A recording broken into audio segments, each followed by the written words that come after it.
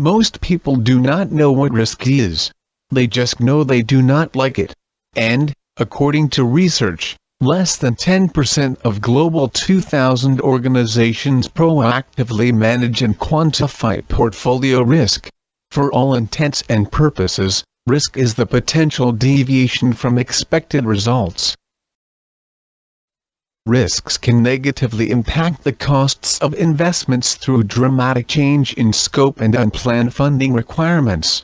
They can impact other interdependent projects, therefore delaying value, influencing schedules, affecting performance, and causing a loss of trust, confidence, and competitive advantage. There is a correlation between identifying and mitigating risks and the probability for a successful outcome. Positive risk can occur. For example, projects can be ahead of schedule, or greater than expected business activity can occur. Both of these positive risks can result in negative risks downstream. If there are dependencies in project resources, or if operational bottlenecks in supporting operational systems develop as a result of increased business activity, many negative risks such as resource contentions and customer dissatisfaction can occur. Risk must be evaluated for individual investments and assessed across the entire portfolio.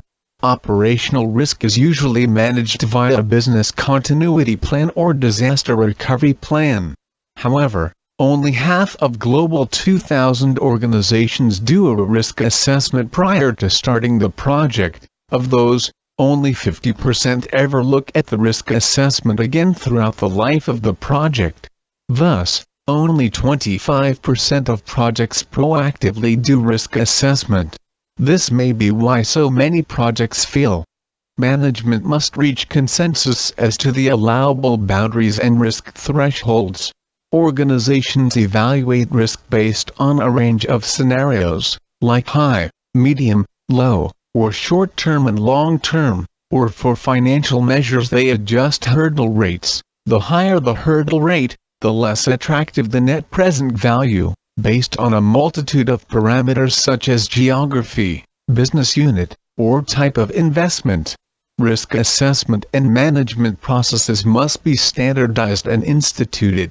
Information stemming from the risk assessment and management processes must roll up into the portfolio, and must be further consolidated into the enterprise risk management program. Leading organizations factor project risk into their budgets and plans, as processes for risk assessment and risk management become more quantitative, incorporating historical metrics, much the way actuarial information is used in the insurance industry. Failure to incorporate adequate risk assessment and management into the enterprise solution portfolio will likely lead to undesirable outcomes, as organizations take on overlapping initiatives,